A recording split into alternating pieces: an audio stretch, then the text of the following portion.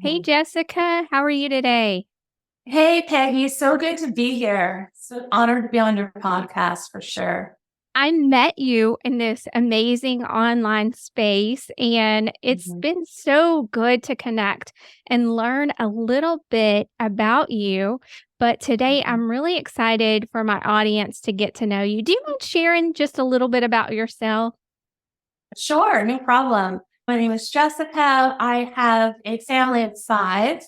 My husband and I, we live in Florida. We're actually getting ready in exactly 28 days to celebrate our 10-year wedding anniversary. So I'm really excited about that. I have three children. We've been living here in Florida for well over 20 years. I grew up in a town called Colonia and summered in Cape May, New Jersey. And that's where I grew up. And that was my childhood. And now everyone is here. Everyone has moved to warmer weather. So I've got both parents 7 miles away on either side. My brother's here. And this is where we're doing our life now. And I have been a freelance writer in this community for more than 15 years. But writing has always been my talent and my passion. Wow. I've always enjoyed writing, but I do it for hobby. I don't generally share it with others. Journaling is so good to me, but I love your passion about writing and how you speak about it. Your story has been written out through the years, and it wasn't always a beautiful story. It has things in it that, as you've gone through the years, that it's not always been sunshine and roses. Do you mind starting from the beginning and sharing a little bit about your story? Sure. So I'm actually working on an up and coming memoir, and it's not a chronological straight line from my childhood to my adulthood. I am writing about my early adulthood where I really had struggles for most of my 20s going into my early 30s. And what that looked like for me was I had to overcome alcoholism. And at that time I didn't know how to do that or how to put a name on that. But that's how that unraveled. So to go back a little bit, not starting from my childhood, because we grew up and I had a great home and my mom and dad put together a wonderful life for us.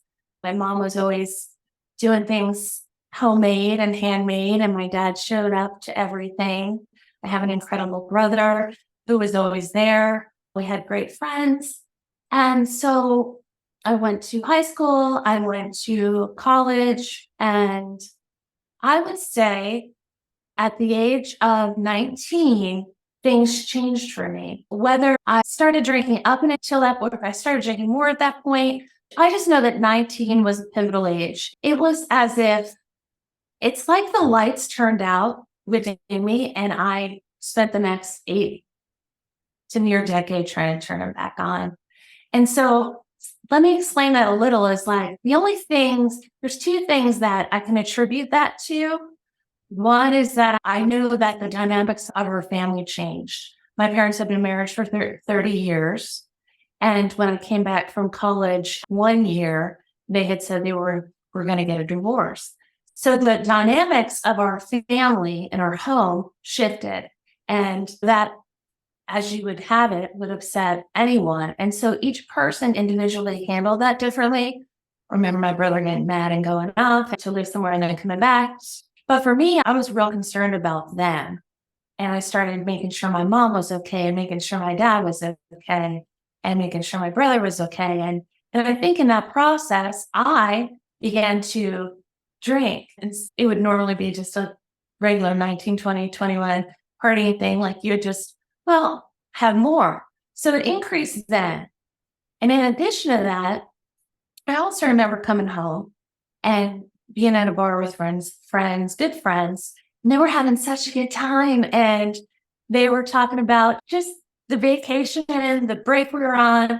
And I was just so consumed with what I was going to do with my life because I just felt such a calling on my life and to write a book and to serve. And it was just, and I knew it's from God. And nobody was really talking about that.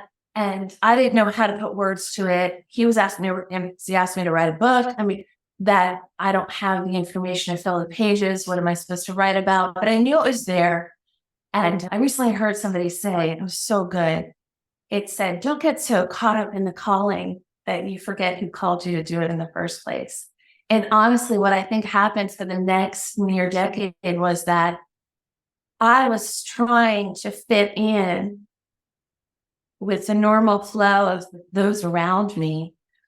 And I already had what I was going to do down. And I just couldn't, I just kept trying to fit in somewhere where I wasn't supposed to be. And for me, I don't know when my drinking increased to the point of no return. But as with any true person who suffers from alcoholism, that's exactly what happens. You drink to become more comfortable, and it becomes such that your brain chemistry has changed and your physicalities has changed, and there's no returning from that.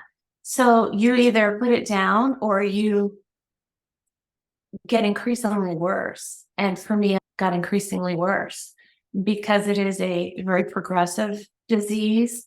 And I had not even known that I had it. To me, during those years after that I just described, probably 19, 20, 21, 22, gosh, I didn't know what had happened. I was like a different person. It's like the lights went out. I couldn't get them back on.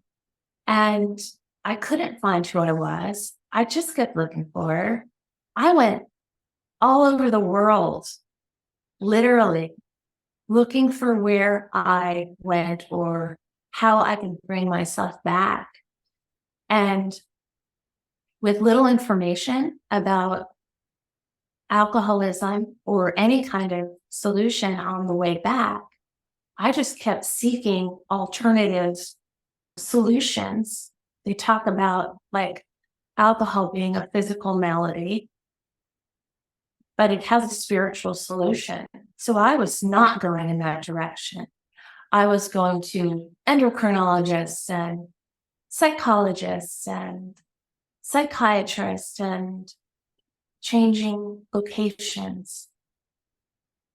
I literally traveled to 6 different continents and 11 different states in this one, and seeking a solution outside of myself that could only be found inside of myself, within. And I just kept going because I wasn't gonna stop. And I kept saying, I'll get better and then I'll come back and I'll re-enter my life.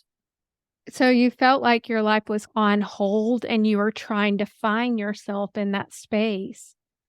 Yeah, it was definitely on hold. Yeah, I was on hold. I was just trying to find out what had happened because I wasn't functioning as I should be. I was experiencing all the things that anybody experiences that has like depression, anxiety, just things that just had nothing to do with who I was before. I grew up in a family that said, you can be anything that you want to be. You can do anything that you want. Everything is accessible to you. We will support you. We love you. And then everything stopped. And whether it's a genetic predisposition or it's something that's just acquired, whether you're going to drink or you're going to eat or you're going to use drugs or you're going to gamble or you're going to spend money. So either it was genetically predisposed by my grandfather, I know, had alcoholism. I never saw that with him. His brother did too. So did I have the genetic predisposition to it? I don't know. Did I just go to it and I went to it too much and it altered my physical? So then the only answer was completely to not do it anymore. I don't know. But those were just questions I wasn't asking myself because I thought it was helping me. I said, I'll stop doing this when I'm less depressed. Like, this is helping me. Like, of course, when I have a glass of wine, like, when I'm less depressed, I will stop doing this. But what I didn't know about the disease of alcoholism is that every drink that I had put into my body after I crossed that line was not helping me. It was hurting me. And so that went on for quite a long time. And I think I'll just bring it to the very last night, because this is exactly why. The very last night, there was one particular evening where I believe I went to the store 4 times. And I drove down a side street in my neighborhood, 70 miles an hour, down a small neighborhood street in my town. And when I got home, just was in no condition. And I was trying to go to sleep, and I couldn't. So I went underneath my bed, and sometimes you'll have a box under there with photos or papers. And I did, and I pulled out what was on top. And I went ahead to read it. And it was a letter from my grandmother's friend to her.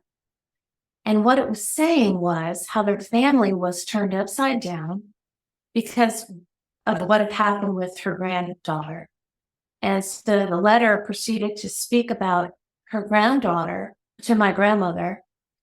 And it described her. She was an active alcoholic, like I was at that time. And her family was pleading with her to go get help. Please, we need you to go get help. And she said finally, okay, I will go. I'm going to go on Monday. I want the weekend in Miami to go do what I want. And then I promise you I will go on Monday.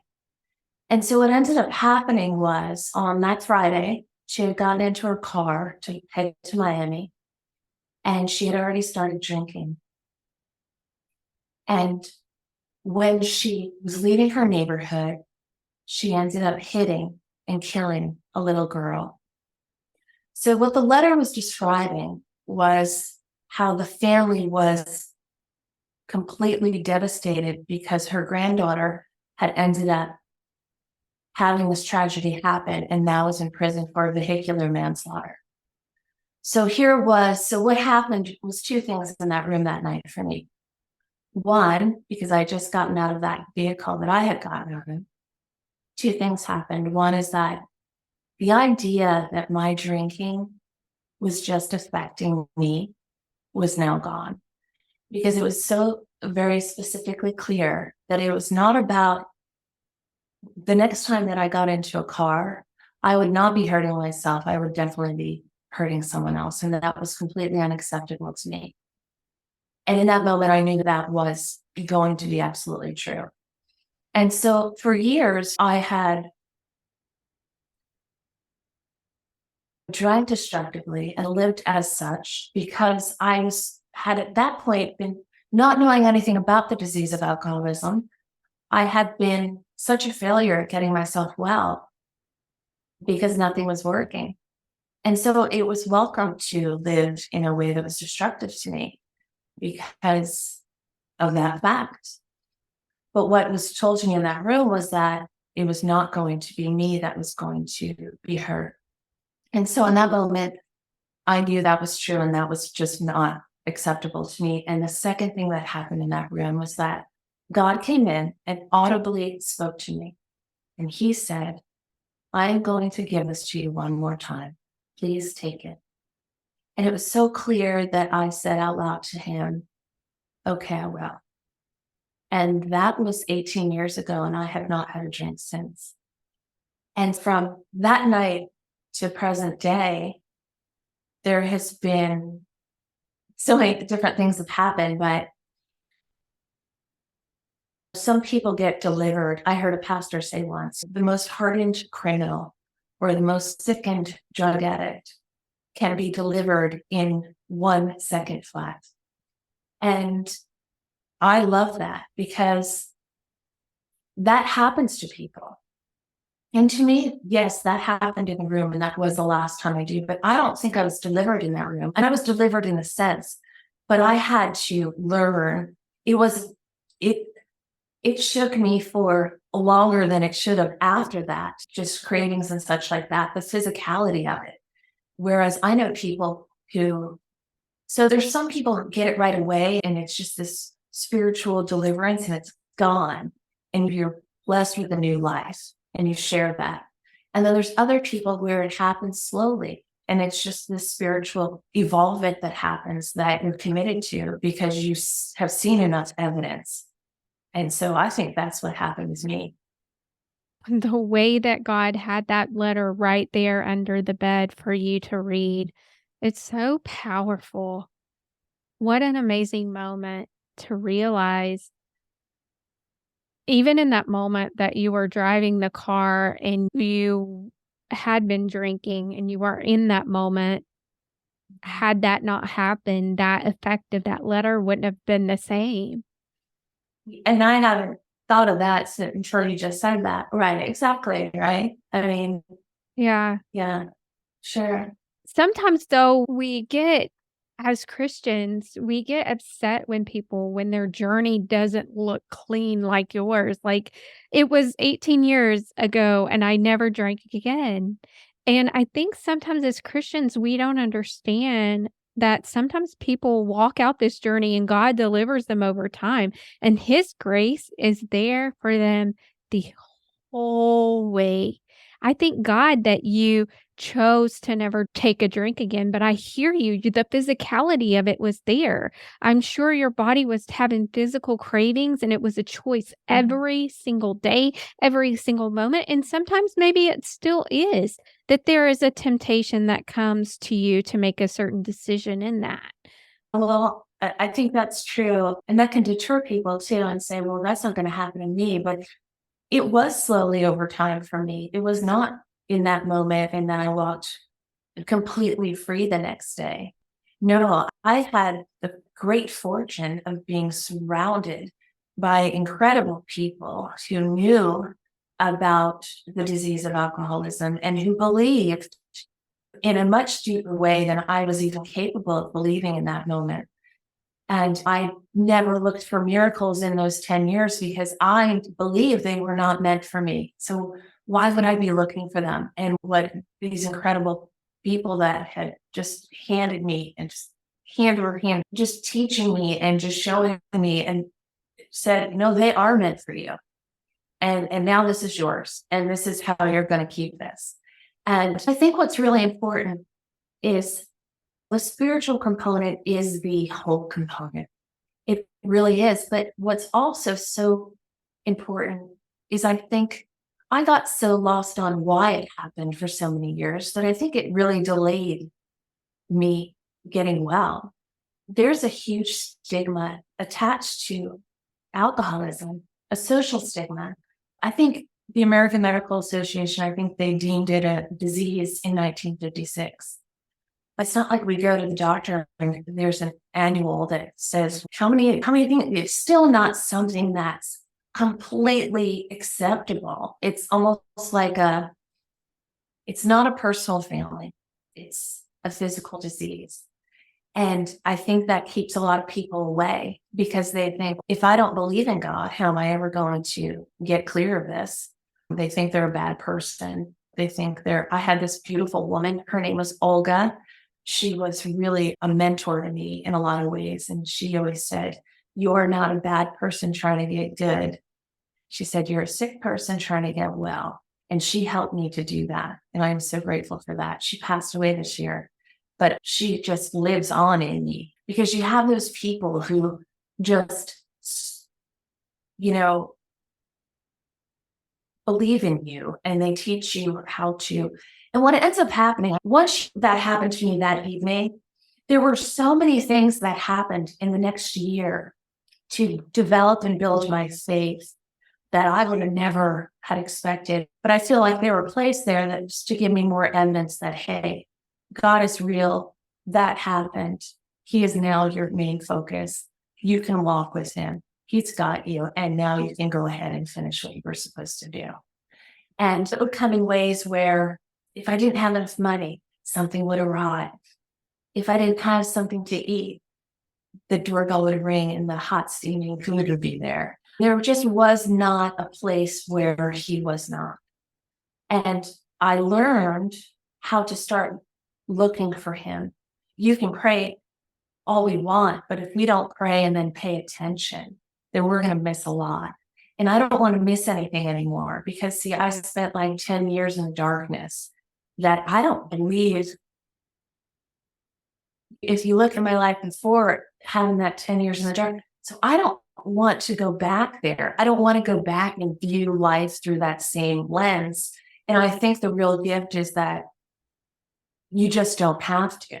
You can continue to move forward. There's not this big thing on my shoulders that says, oh, I'm an alcoholic. It'll never be okay. No, that happened and it's done. And I am okay. And now I need to continue to establish my relationship with God, continue to reach out when I'm not acting right, or not to say that I'm going to go do that again, because it's not really about that. It's just about, I think there was an author once, and I just love it. I mean, this is just what it's down to for me. There's the whole drama of the days. You're either you're making decisions that you're going to be walking toward God, or you're going to be making decisions that are going to have you walk away from Him. So what's it going to be? And this is in how we treat people. It's in how I speak. It's in the decisions that I make. It's in my vocational decisions. It's in what I'm willing to share here and what I'm not. Do I want to talk about this publicly? No, I haven't for 18 years. But there comes a time where I thought, well, that's about you. Me keeping it to myself is about me and keeping myself safe. And what people see when they look at me clean and clear. But what's more important to me today and for the next chapter of this whole life that I get to live is that I can step over that and say, I'm not writing this book about me. I'm writing it for you. I'm writing it for someone else. It's not for me. That's how I can do it. That's how I can sit here and talk about it. Because just witnessing a lot of other people do the same thing, I thought I wanted to make sure that I wasn't violating any kind of tradition in which I was brought back to a life that was as good as I have it today. I wanted to make sure that I was honoring myself and the recovery that I was gifted. And for a long time, that kept me very quiet because I really, truly believe it's an honor to be where I am today and a gift. And I wanted to make sure I was just doing what I was supposed to do. But I think the greater calling is to just not be afraid and have less fear about it. And I witness other people do it. And I say, if they can do it, I can do it. And with my friends and family and stuff, but it's not really for them. It's for people that I don't know. It could be for one person. But so it doesn't really matter to me anymore in that sense, but that's still a process and that's new to me. That's so beautiful. I relate to that so much, especially the part where you say it's not for my family. It never is. It's for that person that's out there, that's listening right now, that needs to hear this story. And whenever I shared my story, I had the same sentiments. It's about the person that needs the story. And that's what discipleship is about. Sharing, the Bible says we overcome by the blood of the Lamb and by the word of our testimony. Your testimony matters. Your story matters. That's why I do this podcast, because God's a redeeming God, and He redeemed your life and He redeemed your story. And now you're going to use your story so that He can redeem someone else's life and He can redeem someone else's story through your story as you share. It's a beautiful thing. Thank you so much for sharing. Oh, absolutely. Yeah, absolutely. I talk about walls and masks a lot, and the walls and masks that we hide behind, and how important it is to tear them down. And from what I hear, you tore yours down when you listened to the voice of God, and then you allowed yourself community in your life. Mm-hmm. Do you mind telling me a little bit more about that community support that you had? Sure. So, yeah, after that night in my home, there was one particular woman who was from up north that I love dearly. And she is just such a light. And there was never one phone call that she never answered. for me for that decade. She always answered the phone. And so she was the first person I called that next morning. And I said, okay, I'm done. And she said, okay, we know what to do. And so I just was surrounded by people who really were versed in what the disease of alcoholism was and what was necessary to overcome it, and that it was not going to be easy, but it was going to be possible. And I had to get around people who were willing to tell me the truth all the time and wouldn't accept anything less from me. And there were no walls and masks from the friends that I made in the last 20 years, near 20 years. We just don't live with them on. And I think that's why we can continue. And also, I feel like there's not a lot of people who make it forever. And I write a lot about those people in my book because I feel like their lives and their lives lost should be honored. And when you're around a lot of great people who believe in you, it's not to say that they didn't have that. But I think the power of community, especially in a recovering setting, is absolutely essential to the long-term success of anything. And that doesn't just have to be for alcoholism. It could be for trauma. It could be for anything. It's saying, hey, our lives may look different, but we have a commonality that is going to forever connect us.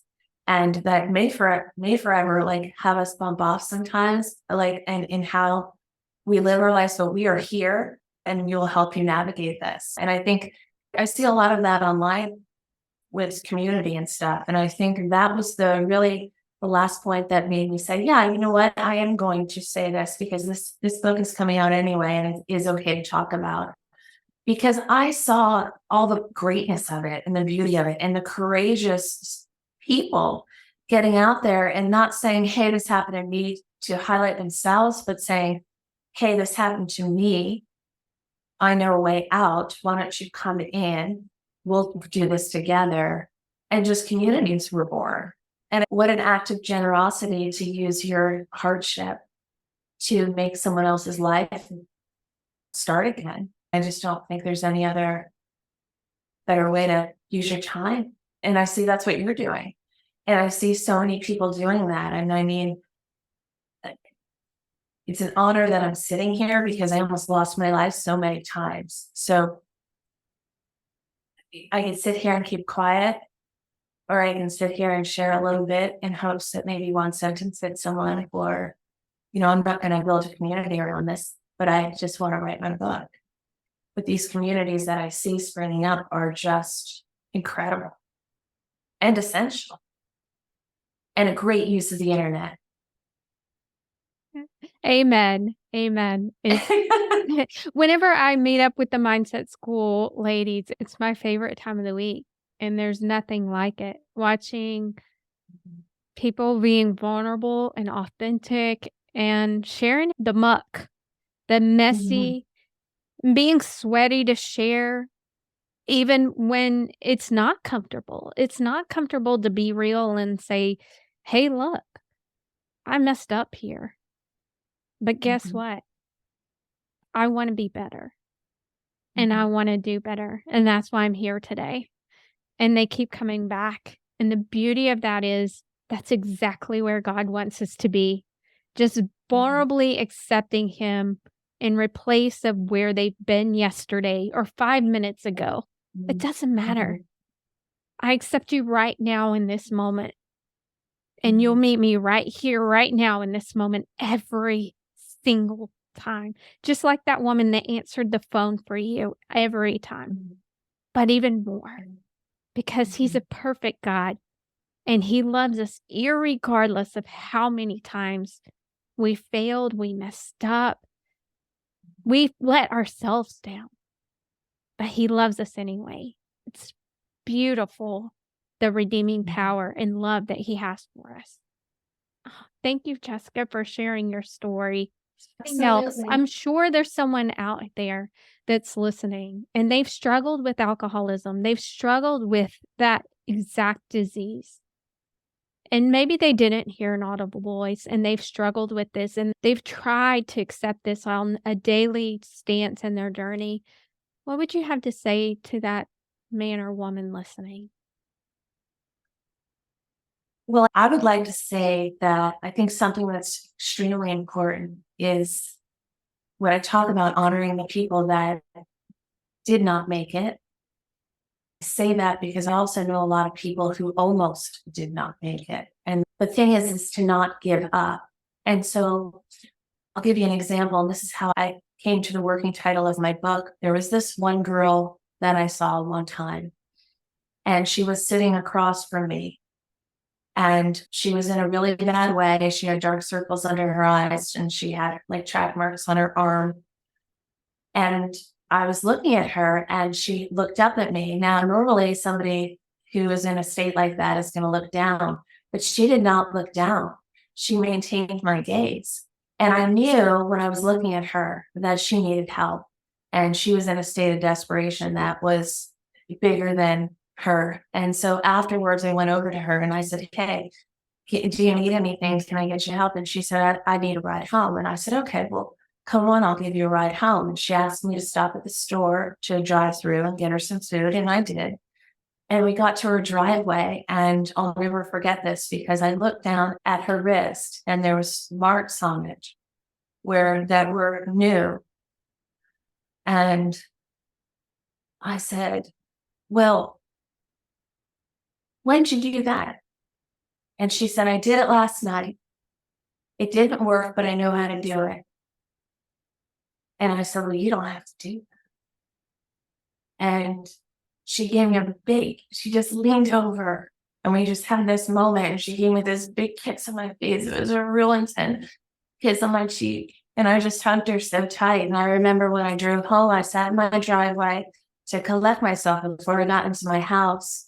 And I prayed to God and I said, "Thank you so much for not letting me give up. And also, thank you for seeing that girl through, because that is what happened there. And I don't think it went any other way." And the thing is, that's what I thought of the title of my book. And I thought light shines brightest in a dark room. And that's just a working title, but it made me think. I wrote that down that day because I knew she was in the darkest place she'd ever be, but I knew that she could find light. And there's just one other incident that happened, if you don't mind me just sharing it, is that my husband and my kids were in the car. This was less than a month ago. And we were driving and, it's a town called DeLand here. And we were at a convenience store because we were going to go to Beach Springs and it was closed. So we went to the convenience store to pull over, to reroute and figure out our day. And the kids were in the back. And I saw this, and my husband saw her too. There was a woman smashed between the dumpster and the side of the building. And he said, "Well, come on, let's go." Because we were going to, and I said, "Wait, there's a girl there." And for last 10 years, I haven't been really in those spaces because I have little kids and I haven't presented myself in those spaces for so many reasons. But that particular day, I said, "Well, wait a minute, that girl, something could have happened to her. She needs help."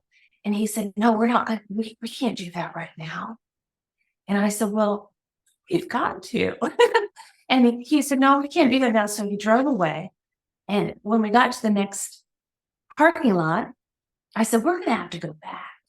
And so he said, "Okay, we'll go back." So we went back and I said, "Don't worry, I'll just stay in the car. I'll just jump out." He gave me a bottle of water and I went up to her because she looked young to me. And I went up to her and I didn't know if she had been hurt that night and she was completely disheveled and out of her mind. And she had a big bruise on her face and blisters on her ankles. And I looked at her and I said, "Hey," I said, "Are you okay?" And she said, "Yeah, I'm okay." And I said, "Are you sure?" And I said, and I spoke to her. And why I'm telling you this is because when I drove away from her, I spoke to her and I just gave her a couple of things to do. And when I drove away, Sure, I was sad. I had big tears dropping out of my eyes, but I knew no matter how disheveled she looked, or how beat up the side of her face was, or how many blisters she had, or how sick she was, I knew that girl could get well because I had seen it so many times.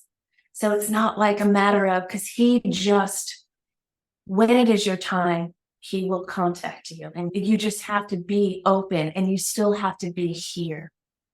So you cannot give up. You have to hold, like when you want to let go the most, that is your cue to hold on the tightest, because that is when you're going to get contacted. That's what I believe. And I think that's what happened with that girl. I'd like to believe that. So it doesn't bother me when someone calls upset or with a big problem or something terrible that has happened, because I know that it's going to be okay.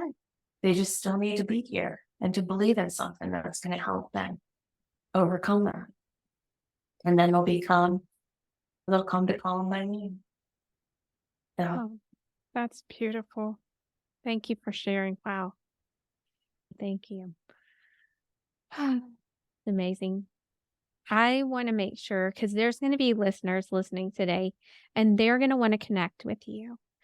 How can they connect and make sure that when your book comes out, that they can get it? Because I know this is just a little piece of so many amazing pieces to your story. This is just a part of it. How can we reach out to you and get connected? the number one way to do that is to go to my website, which is www.jessicastepanovic.com. And there, the easiest way is to sign up for a monthly newsletter, because that's going to give you updates about the release of the book and what's happening with the editorial process and where I'm at, and maybe do some working titles. And it just once a month, an email will come out up and until that happens. So that's the easiest way. You just go on and put your email in. It's a monthly newsletter sign up. And there's also something on my website that's a 7-day happiness challenge. It's like a downloadable workbook. Anyone can take it, print it out, just to get you started on it. There's a couple of resources on there. There's some free resources for writers on there. So I just share everything freely. It's on the website. I'm happy to share that. That's amazing. I am going to get that book as soon as it's available. So I'm going to go make sure I'm on your newsletter if I'm not. Thank you.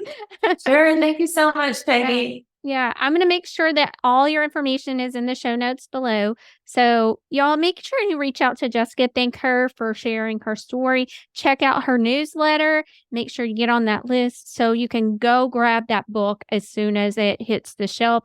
You're going to want it. You're going to want it in your hands, and read this amazing story in all the ways that Jessica has shared her story today. We're grateful for it. Thank you so much. And thank you for having me.